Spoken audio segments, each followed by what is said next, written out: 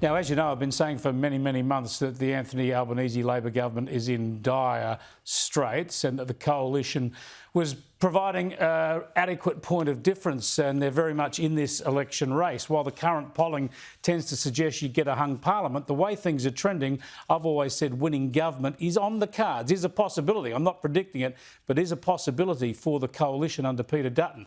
Have a look at this on the News Limited tabloids at the moment. The breaking news is on the front of the Herald Sun, on the Daily Telegraph, Courier Mail and the Advertiser, the Mercury, right across the country. New polling analysis says that the coalition is looking well placed now to possibly get a majority of seats. Now, it's a long way away, a lot to see, but it's now being seen by the analysts and the pollsters as a possibility, actually winning majority government. And New South Wales is one of the states that's going to be key there, and they're looking good in seats, including in areas where major renewable energy projects have been proposed, such as around the Port Stephens area of New South Wales, just north of Newcastle. Peter Dutton was there today and he promised to scrap a major offshore wind project. Have a listen.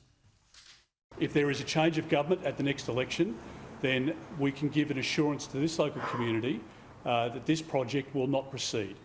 This zone will not proceed, and we will make sure that the environment and the local community comes first.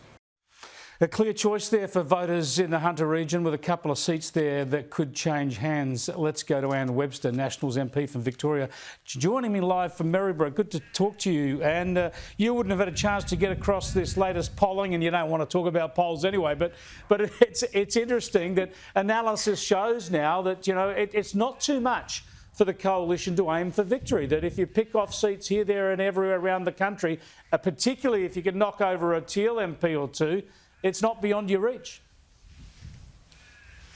Oh, look, you're singing my song. I'm totally with you on that. And I think that the coalition, as MPs and senators, we are fighting very hard for our communities. And you're right, I'm in beautiful Maryborough in my electorate, south in my electorate today. And it reminds me, standing right next to the Maryborough Heritage Railway, that we will not be railroading regional communities with radical renewable programs.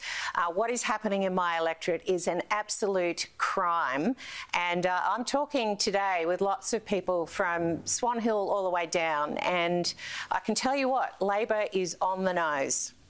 Well, this is why I think energy is such a big issue in the campaign. I've been talking about this for years, well, actually for more than a decade, but the nuclear option that's put there now by the coalition is so important, because not only is that about reliable energy, it's also about energy that we know can work. The renewables thing is an experiment. No other country's tried it. It's also about affordability. While nuclear will be expensive, we know the cost, whereas renewables, it just keeps getting worse and worse.